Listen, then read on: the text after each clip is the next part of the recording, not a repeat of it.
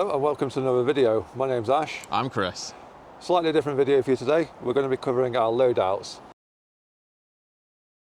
So the purpose of this video is to help new people, maybe yourself, to get into airsoft.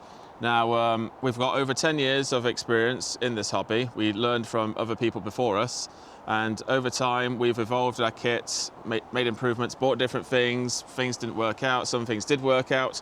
So we are quite confident now we've reached a point where we've, at least for us, reached an optimal level of equipment which suits our purposes. So starting off with the headwear, the first thing you definitely want to have is something to wear on your head. Getting shot in the head with a BB really does suck. It stings, your skin on your head's very thin and it hurts a lot. It'll definitely leave a mark. So you want to have something on your head to protect yourself, be it a cap or a beanie, just have something. This particular cap is a 511 flag bearer's cap. There's nothing special about it other than the fact it's got a bit of Velcro on the front just to hold my camera mount in place. So yeah, definitely get something to wear on your head. Next thing on my eye protection. Do not cheap out with your eye protection.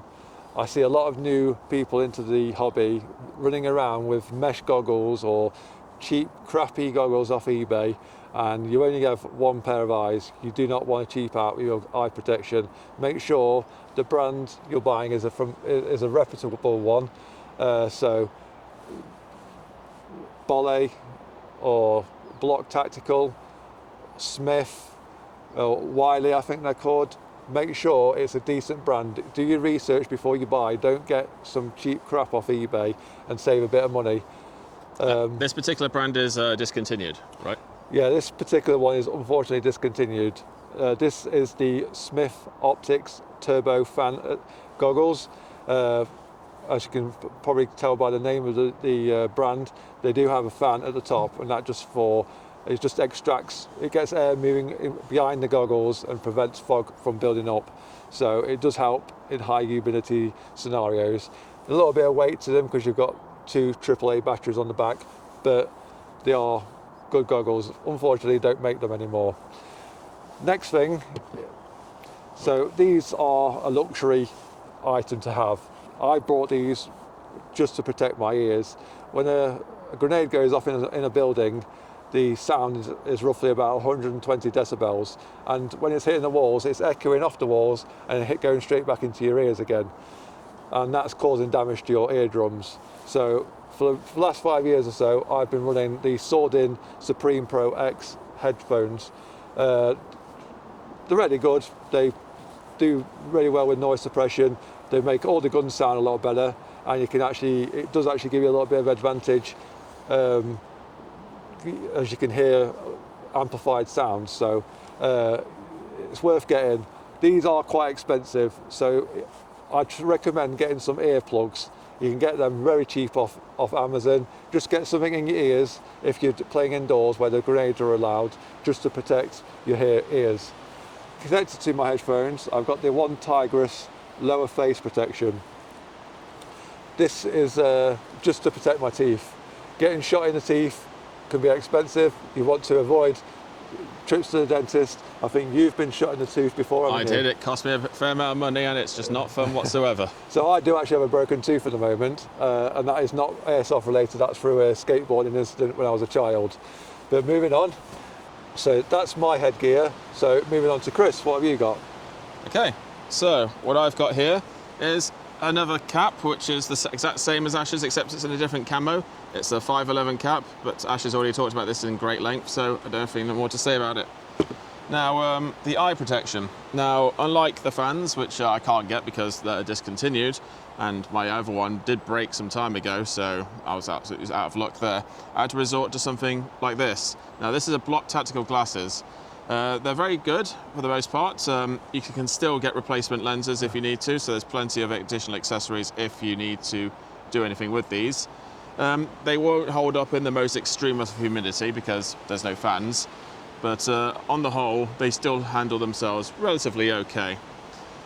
Just to further emphasize about going with cheap with iPro, yes, do not do that whatsoever, and especially the mesh ones. I hate people who get the mesh ones, because think of this on your eyes. Now, the reason why I say this on your eyes is because people use different quality BBs out in the airsoft field. You don't know what everyone else has got, and on the whole, a lot of people don't use good quality BBs, at least not compared to what we have.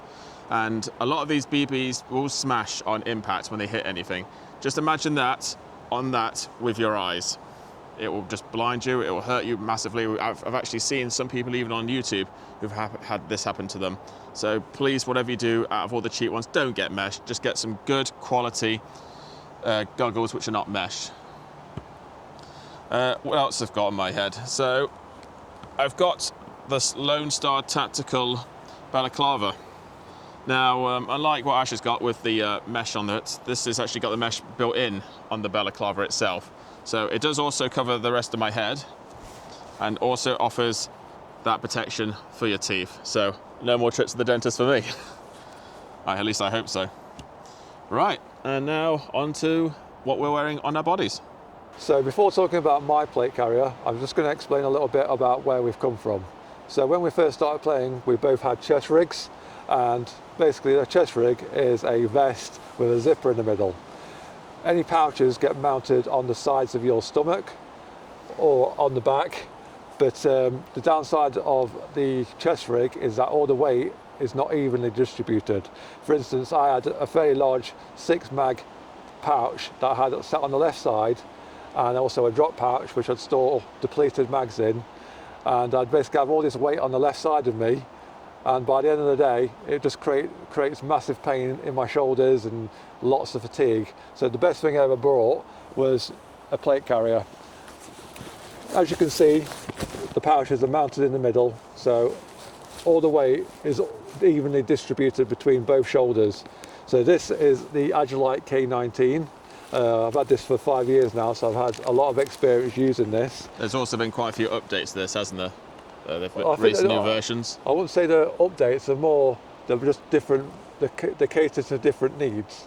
So I wouldn't say they're upgrades, there's basically models that are slightly smaller, they have smaller straps, and they're just lower profile, so if you wanted to wear them underneath a jacket, you probably could.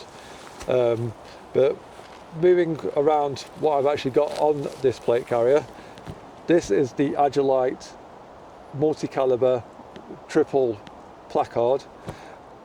Really good because I don't have to switch magazine pouches anymore. I can basically put any magazine pouch, any magazine type I want in this. I've happily run AK mags, which are gigantic bananas, in this, as well as standard Stanag or G-Mag magazines. Everything fits in it really well. Moving down, this is the Agilite hanger pouch. I tend to store my speed loader in here, and also some smoke grenades as well. So what do you store in this zipper then? I've also, in this one, I've got more flashbangs. I still actually have some from the last time we played. So yeah, I've just got lots of disposable flashbangs now. Moving around to the side, I don't tend to run anything much on the side. I used to have my drop pouch on the side here, but I've since acquired a belt and stopped using that. I do have my radio mounted on the side. This is the Agilite AG3 556 magazine pouch, which I've got my Kenwood digital radio mounted in. This isn't the side that comes with the K19 plate carrier. This is an extra purchase. This is the Thunderbird Warfighter, again from Agilite, and I just got that because it just makes the plate carrier it just sits a lot better around your sides and stops everything from moving around. On the back I have another hanger pouch which I've got more grenades in, which are for teammates.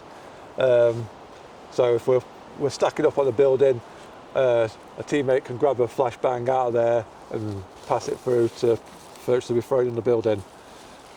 On this side I don't have anything because this is the side where my gun would sit. So yeah, that's everything I've got on my plate carrier. Exceptionally comfortable and definitely recommend it. So what have you got? So I could just repeat all the exact same things Ash said, because I also have the K19 plate carrier. However, I'm trying something a little bit different. So what I've got here is the Crossfire DZ rig. Now, this is also called LBE, if I recall correctly. Load bearing equipment. Load bearing equipment. And I believe it's also from an Australian company as well. So let's have a talk about it. So on my first pouch on my left, so this is going from left to right around me. So here I have 3 magazines in this pouch here. One thing to note is you can't put any mag pulls on your magazines when putting in the pouch like this. Mag pull assist. Mag pull assist. Mag pull magazine assists. Mag pull magazine assists. Little rubber attachments that go to the bottom of the magazines to help you grab them out of your pouches. Yeah. However, you cannot do that with 3 magazines. They'll only fit 2 if you put those on. So I don't have them on my magazines myself personally.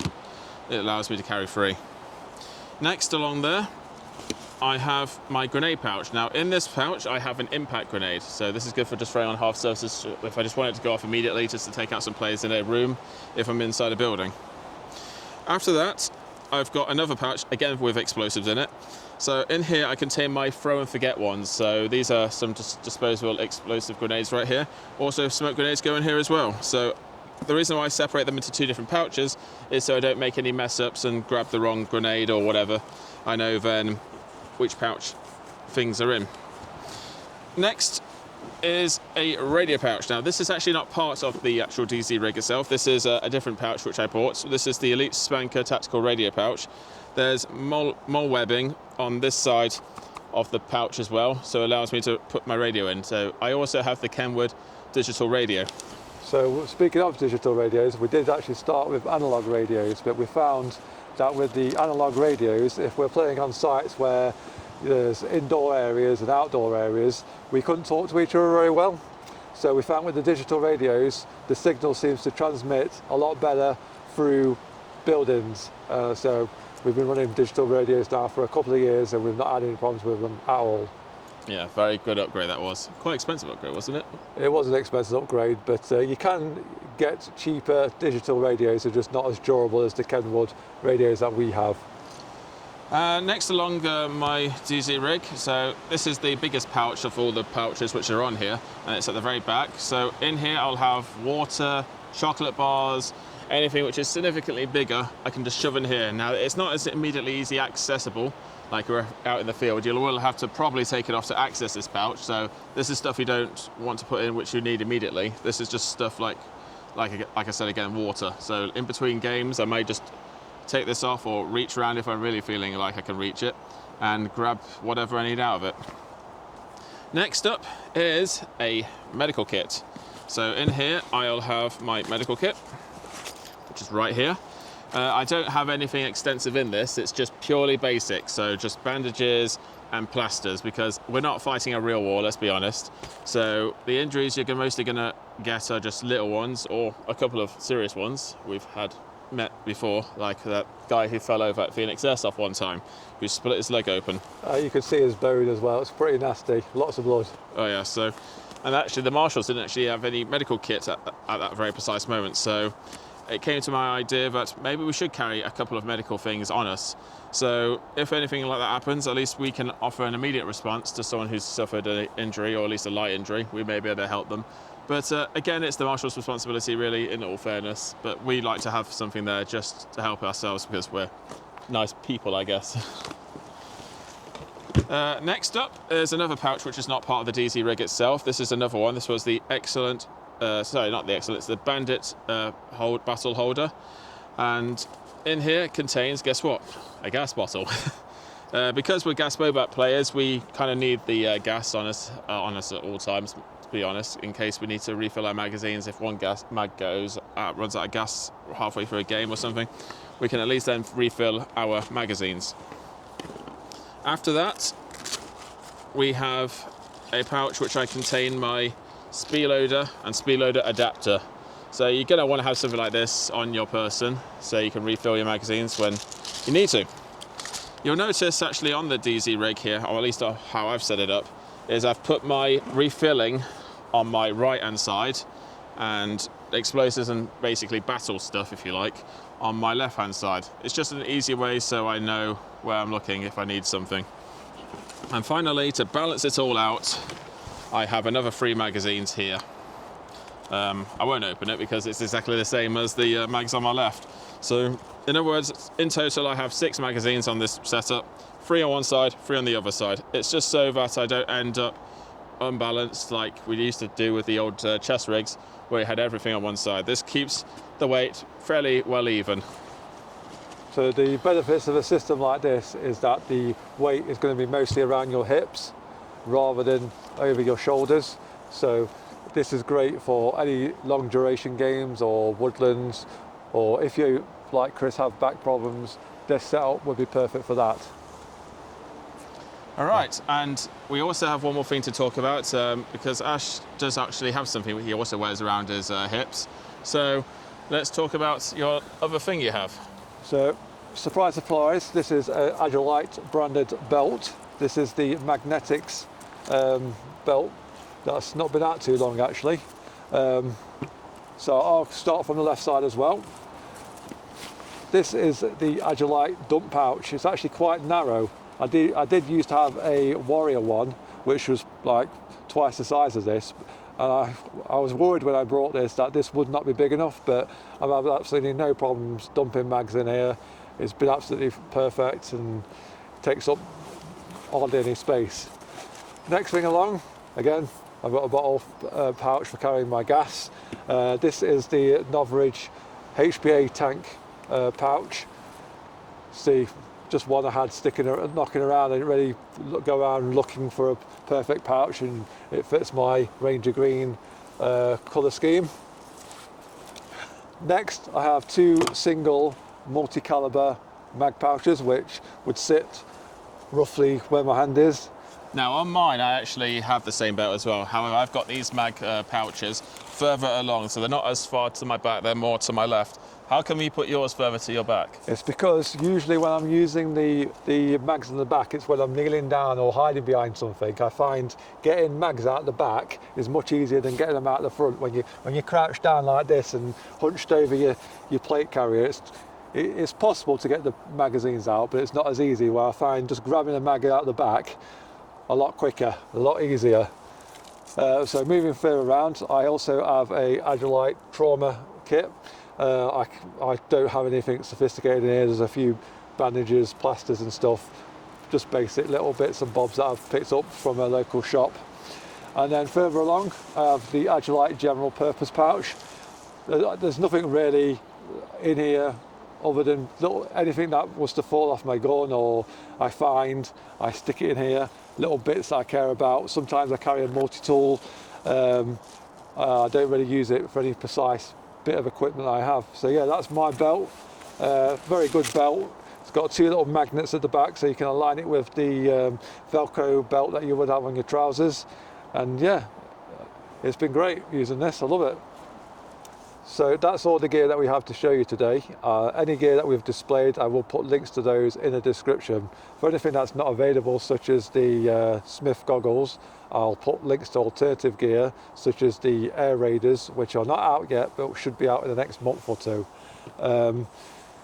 We might even put a video up on reviewing that. Yeah, we might even possibly do a video review because they are a new product, so look out for that one. So yeah, so thanks for watching the video, and I'll see you next time. Bye-bye.